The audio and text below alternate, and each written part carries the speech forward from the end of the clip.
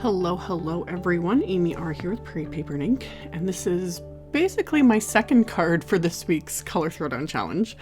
Wasn't my intent to do the same colors again, but it's what ended up evolving in the process.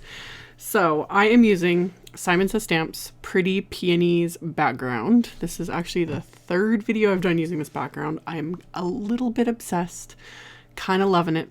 So I inked it up with clear embossing ink, and then I'm using B watercolor paper, of course. And I use my anti-static powder tool on the watercolor paper, and then press the paper onto the background stamp. And then I'm using Hero Art's white satin pearl embossing powder, another thing I'm kind of obsessed with, coating that whole stamped background, and then I'm going to melt this with my heat tool. Letting my heat tool heat up for a little bit, and then it takes a little longer to melt embossing powder on watercolor paper because of the thickness of the watercolor paper. But getting it all melted, I tilt it in the light to make sure there's no grainy areas because those are spots that aren't melted. Get it all melted. And then for my coloring today, I pulled out my Nuvo Aqua Flow watercolor pens. I haven't used these in forever. I was like kind of cleaning and reorganizing a few things, and I had my little cup full of these, and I was like, oh yeah, and I have new colors and I haven't even used them. So these work like any other kind of pen. They come with that bright yellow cap on it that you need to remove. That's what keeps it from like leaking during, shipping, etc. So you remove the yellow cap and then you just screw it back on, and that will open it up. And then the first time you just got to squeeze it like so over, scratch paper, whatever. I'm just using the other end of this watercolor paper just to get that color moving. Once you have the color into the bristles of these, you rarely need to squeeze it again. Sometimes, yes, it just depends on what you're doing, but you rarely need to squeeze them. If you do, like, a lot will come out because they're like pure liquid. It's like liquid watercolor.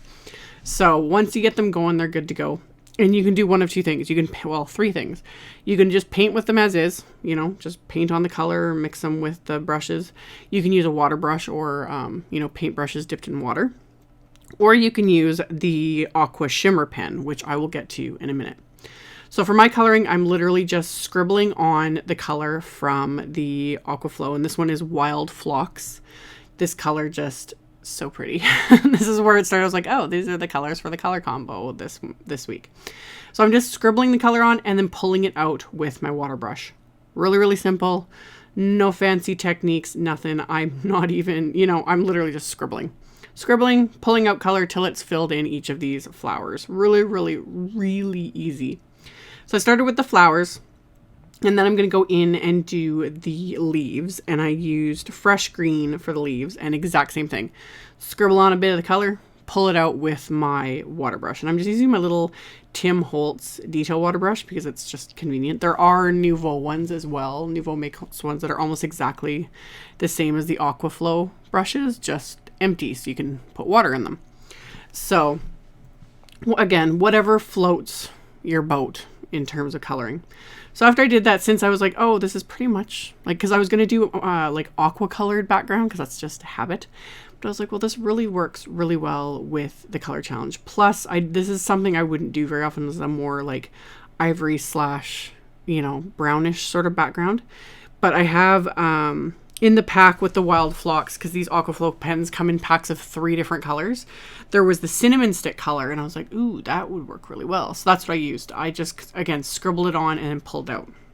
Now you could stop there, but of course I want to add some bling. So I'm going to add a second layer to the flowers and leaves. And with the flowers, I'm using that same Wild Phlox color. I'm not adding a different color.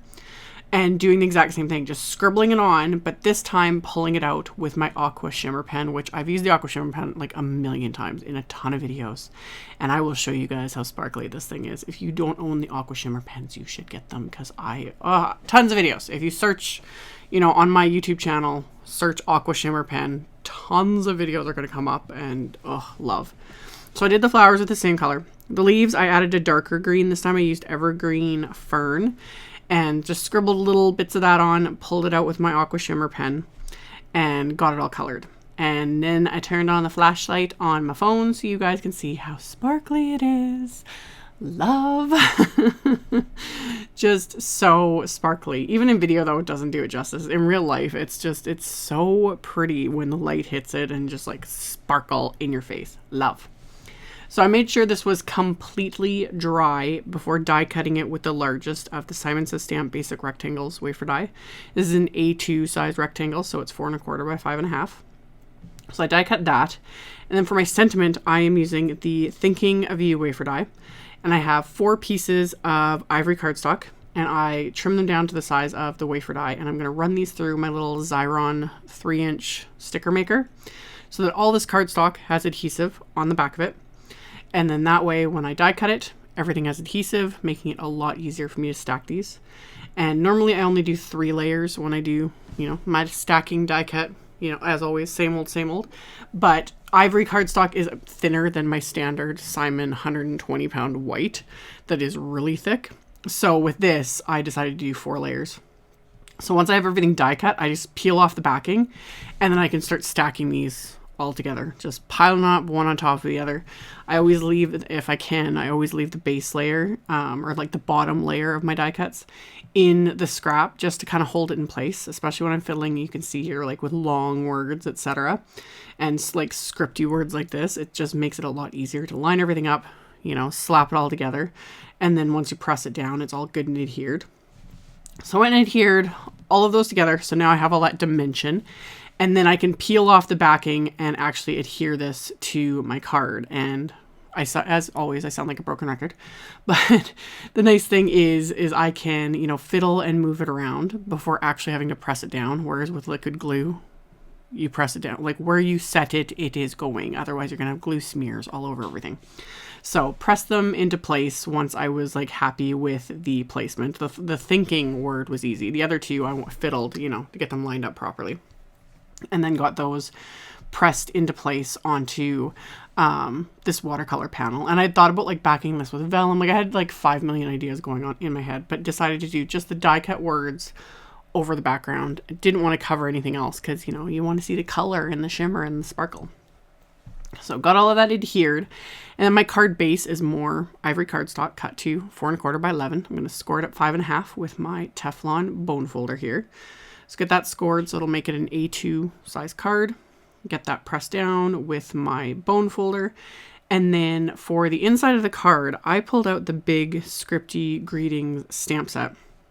And I kind of dithered between 2 of the sentiments in the set and then ended up going with the "You Are Awesome" greeting because 1, it's a great greeting. And 2, I wanted it all kind of on one line because I didn't want to waste this last little bit of the watercolor background since I'd done the whole background. I had that, strip, and I was like, I put the time into it. Plus, I always need something on the inside of my cards. Anyone who watches my videos knows I like to finish the inside of all my cards. So I just trimmed this little strip down with my paper trimmer just to clean it up here. And then I'm going to use it first just as a guide to stamp my sentiment. And I'm just going to get the sentiment on an acrylic block and I'm going to stamp it with Seedless Preserves Distress Oxide ink, just to kind of pull in that like deeper shade of that purple used on those flowers. So ink that up with the oxide ink, and then I'm just going to use that strip of background to kind of give me a visual guide there so I can stamp my sentiment straight. And then I'm going to adhere that strip with some craft tacky glue. And then once I got that adhered into place, I can trim off the excess with scissors. So that way I've used almost every part of that background that I watercolored. So get that adhered, trim off the excess, and then I'm going to adhere the card front to the card base with that same craft tacky glue so that it is adhered really well. Plus it gives me those few seconds of wiggle room to make sure things are lined up, that it's completely covering my card base here. And then of course I got to add a little extra bling. Even though there's a lot of sparkle going on, you can't not have bling. So I pulled out some Pretty Pink Posh ivory jewels. They were just kind of perfect for, this whole card color scheme, everything. So sprinkled those rather liberally throughout this entire card front. And then I'm just going to adhere them into place with my jewel picker, little dabs of that craft tacky adhesive. So then while I was doing that, I was like, card's pretty much done, I'm good to go. But then I started thinking about the envelope and I was like, because I don't, sadly, I don't have purple envelopes, like not this like plummy shade. I wish I did. That would be just so perfect. but I don't. And I didn't want to use a green envelope because I used it with my last card. So instead I pulled out an ivory envelope. These are just standard ivory envelopes from Simon. And I die cut a rectangle from some masking paper. You could just cut down a rectangle, but I had the dies sitting right here, so why not? So I masked off this one little area on the envelope with that masking paper. And then I took the Pretty Peonies background again and inked it up with the Seedless Preserves oxide ink. And then I'm going to flip that envelope and press it right into that background. Use a piece of scrap paper so I don't get ink all over me, because I didn't want to smear it on the back of the envelope and like ruin everything. So press that down really, really well to make sure that's stamped all over the front of this entire envelope. And of course, once you remove it, it's like, ooh, so nice. And then I'm going to peel off that masked area. So that's perfect for writing the address to the recipient. Or you could stamp the whole envelope and just write the address on a separate piece and like glue it. But this was, you know, I just like how that looks. So once I got that done, that finished off the card. So as always, I will have a link below the video to my blog post. I'll link to the color challenge if you want to check it out. And I'll have my supply list and links to all the supplies used. So you guys can check that out below if you are interested.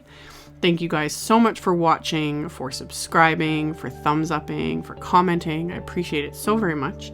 And I will see you all very soon in the next video. Bye.